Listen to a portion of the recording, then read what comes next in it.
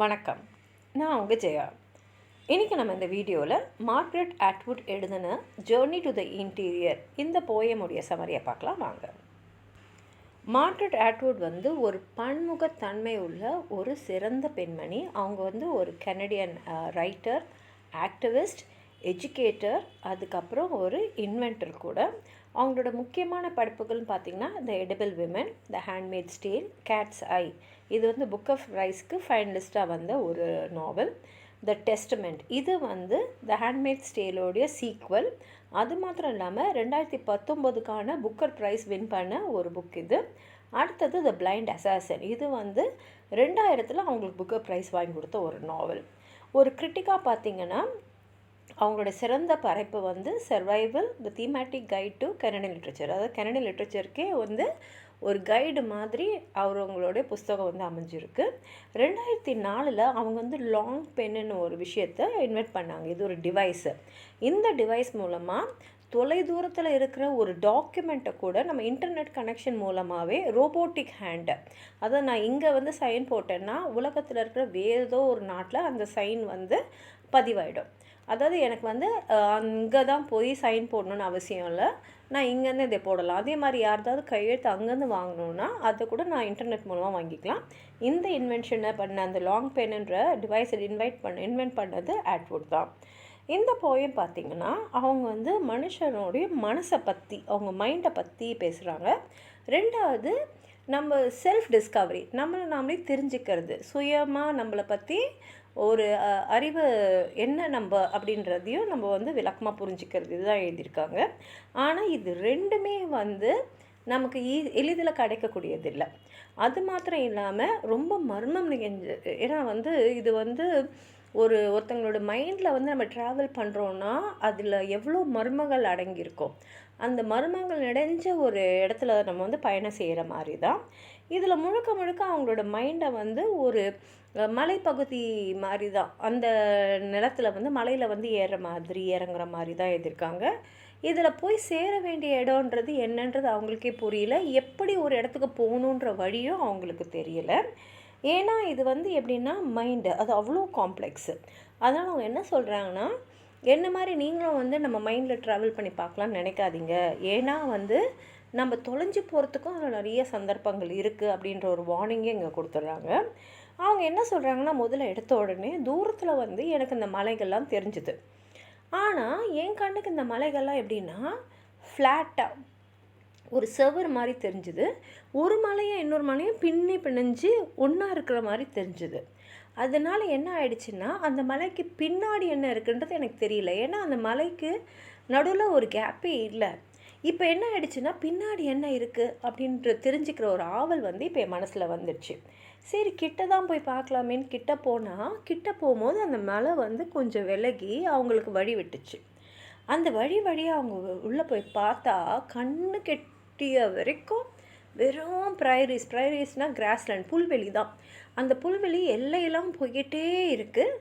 அங்கங்கே மரங்கள் இருக்குது. அந்த மரங்கள்லாம் எப்படின்னா அப்படியே மெல்லிசா, ஏன்னா அதோடைய வேரெல்லாம் கீழே இருக்கிற சதுப்பு நிலத்தில் தான் இருக்குது.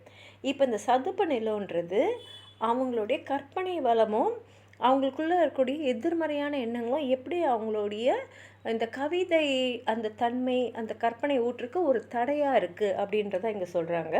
அது மாத்திரம் இல்லாமல் என்ன சொல்கிறாங்கன்னா, அவங்க மைண்டே இப்போ ஒரு புவர் கண்ட்ரி, ஒரு ஏழ்மையான நாடு மாதிரி இருக்குது. அந்த இடத்துல நான் எப்படி என்னோடய கவிதைகளை இன்னும் பெருக்க முடியும், என்ன அந்த கவிதை ஊற்றே எனக்கு வரமாட்டேதுன்றாங்க. சரி, நம்ம நடந்து தான் பார்க்கலான்னு சொல்லிட்டு அவங்க நடந்து போய்கிட்டே இருக்கும்போது பார்த்திங்கன்னா, முதல்ல அப்படியே ஒரு ரோடு மாதிரி தெரிஞ்ச இடம் பார்த்திங்கன்னா மலையில் ஒரு கிளிஃப்னால் ஒரு பாறை, அதுக்கப்புறம் பார்த்திங்கன்னா செங்குத்தாக இருக்குது. நேராக கால் எடுத்து வச்சோன்னா கீழே தான் விழணும். அதனால் நம்ம இதுக்கு மேலே பயணம் செய்ய முடியாது. அதுக்கு மேலே பயணம் செஞ்சால் ஆபத்து, திரும்பி தான் வரணும். அதனால் அவங்க என்ன சொல்கிறாங்கன்னா, மனிதனோட மைண்டு அப்படி தான், அது எளிதில் கிடைக்கக்கூடியதில்லை, அது இன்ஆக்சசிபிள் தான், அது என்ன அப்படின்றத நம்ம எல்லாருமே தெரிஞ்சுக்க முடியாது அப்படின்னு சொல்லிட்டு அந்த பயணத்தில் அவங்களுக்கு இருந்த கஷ்டங்களை பற்றிலாம் சொல்கிறாங்க. ஏன்னா இப்போ நம்ம ரோட்டில் நடக்கிறோம், எங்கேயோ ரோட்டில் நடக்கிறோன்னா நம்மக்கிட்ட ஒரு மேப் இருக்கும். அதில் நம்ம எப்படி போகணும் அப்படின்ற வழியெல்லாம் இருக்கும். முன்ன பின்ன அந்த இடத்துக்கு வராதவங்களுக்கு கூட அந்த மேப் கைட் பண்ணிடும். ஆனால் மைண்டில் இருக்கிற மேப்பு வந்து மைண்டுக்கு மேப் கிடையாது. ஏன்னா ஒவ்வொருத்தவங்க மைண்டும் ஒரு மாதிரி. அப்போது ஒருத்தரோட மேப்பை இன்னொருத்தர் உபயோகப்படுத்த முடியாது. ஒருத்தர் வந்து இன்னொருத்தர்கிட்ட சொல்ல முடியாது, இப்படி இப்படி போ நீ போய் சேர்ந்துருவேன்னு சொல்ல முடியாது. அப்போ நான் வந்து என்னோடய மைண்டில் ட்ராவல் பண்ணுறேன்னா என்னோடய தைரியத்தையோ என்னோடய புத்திசாலித்தனத்தையோ உபயோகப்படுத்தி தான் போக முடியும். இதில் அவங்க என்ன சொல்கிறாங்கன்னா, எனக்குன்னு ஒரு உள்ளுணர்வுன்னு ஒன்று இருக்கு இல்லையா, அதை உபயோகப்படுத்தி தான் இந்த சிக்கல் டேங்கிள்னால் சிக்கல், இந்த சிக்கலான பாதையில் நான் வந்து பயணம் செய்கிறேன். இப்போ வந்து எல்லாமே நான் என்னுடைய அந்த புத்திசாலித்தனமோ அந்த புத்தி கூர்மையை விட அந்த அந்த நேரத்தில் தோணக்கூடிய ஒரு உள்ளுணர்வு, இதை வச்சு தான் நான் பயணம் செய்கிறேன். காற்று இந்த பக்கம் அடிக்குதா, அப்போ இந்த இடத்துல ஒரு வழி இருக்குது, இங்கே வெளிச்சம் இங்கே இருட்டு, அப்படி மாறி மாறி இருக்குது, இது வழியாக பயணம் பண்ணலாம் அப்படின்னு சொல்லி தான் நான் என்னோடய பயணத்தை அங்கே வந்து என் மைண்டுக்குள்ளே தொடர்ந்து செஞ்சுக்கிட்டே இருக்கேன். இப்போ வந்து நமக்கு உலகத்தில் இருக்கிற மேப்பெல்லாம் பார்த்திங்கன்னா எப்பயோ வந்து எல்லோரும் வந்து அதை உருவாக்கியிருக்காங்க. அதை உபயோகப்படுத்தின மற்றவங்களாம் அதில் இருக்கிற பிழைகளெல்லாம் சரி பண்ணி அதை வந்து இன்னும் மேன்மைப்படுத்தி மற்றவங்களுக்கும் உபயோகம் ஆகிற மாதிரி தான் வச்சுருக்காங்க. ஆனால் இங்கே மைண்ட் மேப்புன்னு இருக்கு இல்லையா, அது வந்து ஒருத்தவங்களுக்கும் தனித்தனி. அதனால் ஒன்று மேப்பும் இப்போ உங்களுடைய மைண்ட் மேப்பை நான் உபயோகப்படுத்த முடியாது, என்னோடய மைண்ட் மேப்பை நீங்கள் உபயோகப்படுத்த முடியாது. 2 பேருதுமே தனித்தன்மை வாய்ந்தது. அதனால் நம்ம ரொம்ப வந்து நம்மளுடைய புத்தி கூர்மை, நம்மளோட உள்ளுணர்வு, நம்மளுடைய புத்திசாலித்தனம், நம்மளுடைய இதற்கு முன்னாடி இந்த அனுபவம், இதெல்லாம் வச்சு தான் நம்ம மைண்டுக்குள்ளே ட்ராவல் பண்ணோம் அப்படின்னு அவங்க சொல்லிகிட்டே இருக்கும் போதே திடீர்னு அவங்க வீட்டை பற்றி சொல்கிறாங்க. அவங்க ஒரு சேரில் உட்காந்துட்ருக்காங்க. ஆனால் அவங்க ஷூ வந்து பிராம்பிள்ஸ்னால் முள், அந்த முள்ளெல்லாம் மாட்டியிருக்கு. இந்த முள்ளுன்றதான் நிஜம், ரியாலிட்டி. அந்த நிஜ உலகத்தில் மாட்டிக்கிட்டதுனால அவங்களால அவங்களோட கற்பனை உலகத்துக்கு போக முடியாமல் இந்த முள்ளெல்லாம் அவங்கள பின்னாடி இழுக்குது.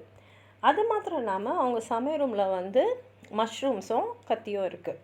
இது வந்து தினசரி அவங்க செய்ய வேண்டிய வீட்டு வேலைகளை ஞாபகப்படுத்துது. அதாவது வீட்டு வேலையும் இந்த நிஜ உலகமும் அவங்களோட கற்பனை உலகத்துக்கு அவங்கள போக விடாமல் தடுத்துட்ருக்கு அப்படின்றத இங்கே சிம்பாலிக்காக சொல்கிறாங்க. இப்போ அவங்க மனசுக்குள்ளே வந்து அவங்களோட புது போயமுக்கு வேண்டிய ஒரு சென்டென்ஸ் வந்து ஃபார்ம் ஆகுது. இப்போ அவங்களோட கற்பனை உலகத்துக்கு அவங்க போகிறாங்க. அங்கே வந்து அதுக்கு முதல் நாள் அவங்க பார்த்த ஒரு லாக்னால் ஒரு மரக்கட்டை, அது அவங்க மைண்டில் வருது. ஒரு வேளை நேற்று முழுக்க அவங்க பார்த்த அந்த கட்டையை அவங்க நினச்சினே இருக்கிறதுனால தான் இப்போ அது அவங்க மனசுக்குள்ளே அப்படியே ஆழமாக பதிஞ்சிருக்குன்னு சொல்லலாம். இப்போ அவங்களுடைய அந்த இன்டீரியர் பயணம் தொடங்குது, அதாவது மைண்டுக்குள்ளே இருக்கிற பயணம் தொடங்குது.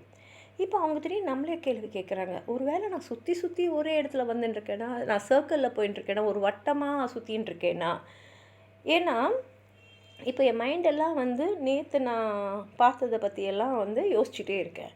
அந்த யோசனையில் ஒரு வட்டமாக நான் சுற்றின்னு இருக்கேனோ அப்படின்னு அவங்களே கேட்குறாங்க. அதுக்கப்புறம் அவங்க சொல்கிறாங்க, இந்த மாதிரி நம்ம மைண்டுக்குள்ளே போகிறது வந்து எவ்வளோ ஆபத்தானது. ஏன்னா நிறைய பேர் போகலாம், என் மனசு என்ன, நான் எப்படி இருக்கேன் எல்லாம் தெரிஞ்சுக்கணும், நான் எப்படிப்பட்ட மனிதர் அப்படின்னு தெரிஞ்சுக்கணுன்ற ஆவலில் போகலாம். ஆனால் ஒரு சில பேர் தான் பத்திரமா திரும்பி வருவாங்க அப்படின்றதும் இங்கே சொல்கிறாங்க. ஏன்னா இங்கே வந்து எந்த காம்பஸையும் நம்ம யூஸ் பண்ண முடியாது. இப்போ காம்பஸ்னால் அதை வச்சு நம்ம திசை தெரிஞ்சுக்கலாம், எந்த திசையில் போகணுமோ அந்த திசையில் போயிடலாம். சூரியனை வச்சும் நம்ம திசையை தெரிஞ்சுக்க முடியாது. ஏன்னா மனசுக்குள்ளே இருக்கிற சூரியன் வந்து வெளியில் இருக்கிற சூரியன் மாதிரி கிடையாது, அது எப்படி ஒன்றா இருக்கும். அதே சமயத்தில் யாரையாவது கூப்பிட்டு எங்களுக்கு சரியான வழியில் போகிறோமா, இல்லை இந்த இடத்துல பாதை இருக்கான்னு கேட்க முடியாது. ஏன்னா அந்த இடத்துல வேறு யாருமே இல்லை, நம்ம மனசுக்குள்ளே நம்ம மட்டும்தான் இருக்கோம். அதனால் அது ரொம்ப ரொம்ப ஆபத்தானது அப்படின்னு சொல்லிட்டு அவங்க என்ன சொல்கிறாங்கன்னா, நான் என்ன செஞ்சாலும் என்னோடய மைண்டு என்ன சொல்லுதோ, என் புத்தி என்ன சொல்லுதோ, என் அறிவு என்ன சொல்லுதோ, என் உள்ளுணர்வு எது சொல்லுதோ அதை கேட்டு தான் நான் செய்யணும். அதே சமயத்தில் இங்கே நிறைய சந்தாக இருக்குது. அந்த சந்தில் வந்து என்னுடைய திசையை நான் தொலைச்சிடாமல் இருக்கணும். ஏன்னா வந்து தொலைச்சிட்டோன்னா, இப்போ ஏதோ ஒரு சந்து உள்ளே போய் நம்ம தொலைஞ்சிட்டோன்னா நமக்கு திரும்பி வர வழி கூட தெரியாது. அதனால் வெளியில் இருக்கிற உலகம் மாதிரி உள்ளே இருக்கிற உலகம் கிடையாது, உள்ளே இருக்கிற மைண்டு கிடையாது. ஒருத்தர் தன்னை தொலைக்கிறதுக்கு நிறைய சந்தர்ப்பங்கள் இங்கே இருக்குது அப்படின்னு சொல்லி இந்த கவிதையை முடிச்சிருக்காங்க. வாங்க போயமை படித்து பார்க்கலாம். They are similarities I notice. அது நம்ம மைண்ட் மேப்புக்கும் உலகத்தில் இருக்கிற மேப்புக்கும் நிறைய சிமிலாரிட்டிஸ் எனக்கு தெரிஞ்ச மாதிரி இருக்குது. That the hills which the eyes make flat as a wall welded together. அதாவது நம்மளுடைய உலகத்தில் இருக்க மேப்லாம் நம்ம போட்டு வச்சுருப்போம், அதிலெல்லாம் மலையெல்லாம் கூட வந்து நம்ம மார்க் பண்ணி வச்சுருப்போம். அதே மாதிரி தான் என்னுடைய மைண்ட்லேயும் எனக்கு வந்து கண்ணுக்கு முன்னாடி மலைகள் தெரிஞ்சுது. ஆனால் என்னென்னா, இந்த மலையெல்லாம் பார்த்திங்கன்னா ஒரு செவுரு மாதிரி இருக்குது, ஒன்றோடு ஒன்று பிணைஞ்சு வெல்டான மாதிரி இணைஞ்சு கிடக்குது. Open as I move to let them through. ஆனால் நான் கிட்ட போக போக இந்த மலை வந்து அப்படியே திறந்து என்னை வழி விட்டுச்சு, எனக்கு ஒரு வழி விட்டுச்சு நான் உள்ளே போகிறதுக்கு. Become endless as prairies. அங்கே உள்ளே போய் பார்த்தா ப்ரைரீஸ்னால் கிராஸ்லேண்ட்ஸு, அப்படியே புல்வெளி, கண்ணு கெட்டிய தூரம் வரைக்கும் புல்வெளி, அப்படியே உலகமே புல்வெளியாக இருக்கிற மாதிரி தான் என் மைண்ட் அப்படியே புல்வெளியாக இருந்தது. The trees goes friendly. அங்கே இருக்கிற மரங்கள்லாம் பார்த்திங்கன்னா மெலிஸாக தான் வளர்ந்துருக்கு. Have the roots often and swamps. இதுக்கு முக்கியமான காரணம் அதோட வேரெல்லாம் வந்து சதுப்பு நிலத்தில் இருக்கிறதுனால இருக்கலாம். That this is a poor country. இன்னொன்று, இந்த இடம் வந்து ஒரு புவர் கண்ட்ரி. இங்கே அவங்க மைண்டை பற்றி சொல்கிறாங்க, அவங்க க்ரியேட்டிவிட்டியை பற்றி சொல்கிறாங்க. என்னோடய மைண்டில் க்ரியேட்டிவிட்டி வந்து ரொம்ப புவராக இருக்குது. இன்னும் வந்து ஏன்னா அவங்களுடைய இந்த உலகம் அவங்கள இழுத்துன்னு கற்பனை உலகத்துக்குள்ளே அவங்களால ரொம்ப போக முடியல. That a cliff is not known as rough except by hand. அப்படியே போயிட்டு இருக்கும்போது மலையில் பார்த்திங்கன்னா திடீர்னு ஒரு கிளிஃப்னால் அப்படியே செங்குத்தாக இருக்கிற ஒரு பாறை. அடுத்தது நீங்கள் காலை வச்சுக்கினா கீழே விழுந்துடணும், அதனால் ரொம்ப ஜாக்கிரதையாக இருக்கணும். And is therefore inaccessible. இப்போ அங்கே செங்குத்தான ஒரு பாறைக்குள்ளே வந்ததுனால அதுக்கு மேலே என்னால் பயணம் செய்ய முடியல. Mostly the travel is not the easy going from point to point. அதாவது நம்ம மைண்டுக்குள்ளே பார்த்திங்கன்னா ஒரு இடத்துல இன்னொரு இடத்துக்கு போகிறது அவ்வளோ எளிதில்லை. A dotted line on a map location plotted on a square surface. இப்போது உலகத்தில் பார்த்திங்கன்னா நம்ம எங்கேயாவது ஒரு இடத்துல இன்னொரு இடத்துக்கு போகும்போது இந்த டாட்டட் மேப் இருக்கு இல்லையா, அதாவது நம்ம வரைஞ்ச மேப்பு, அதை வச்சு நம்ம ஒரு இடத்துக்கு இன்னொரு இடத்துக்கு போயிடலாம். ஆனால் மைண்ட் அப்படி கிடையாது. But that I move surrounded by a tangle of branches. ஏன்னா இங்கே வந்து ஒரு சிக்கல், டேங்கிள்னால் சிக்கல், நிறைய சிக்கலாக இருக்குது இந்த மைண்டுக்குள்ளே. அந்த சிக்கலெல்லாம் தாண்டி தான் அதுக்குள்ளே ஒரு இடத்த தேடி நான் பயணம் செஞ்சுன்னு போனோம். A net of air and alternate light and dark at all times. எதை உபயோகப்படுத்தி நான் போகிறேன்னா, அங்கே வீசுகிற காற்று எந்த திசையிலேருந்து வருது, அங்கங்கே வெளிச்சம் இருக்கும், அங்கங்கே இருள் இருக்கும், அது வழியாக பார்த்து எந்த பாதையில் போகணுன்னு பார்த்து நான் போய்கிட்டுருக்கேன். That they are no destinations apart from this. அது மாத்திரம் இல்லாமல் இங்கே இந்த இடத்துக்கு தான் போகணுன்னு ஒரு டெஸ்டினேஷனும் கிடையாது. சேர வேண்டிய இடத்த தான் நம்ம டெஸ்டினேஷன் சொல்லுவோம், இங்கே தான் போய் சேரணுன்னும் கிடையாது. நம்ம பாட்டுக்கு போய்கிட்டே இருக்கணும். அதுதான் மைண்டுக்கு வந்து ஒரு எல்லையோ இல்லை ஒரு இடமோ இல்லை சேர வேண்டிய கடைசி இடம் அப்படின்றது எதுவுமே கிடையாது. They are differences of course. The lake of reliable charts.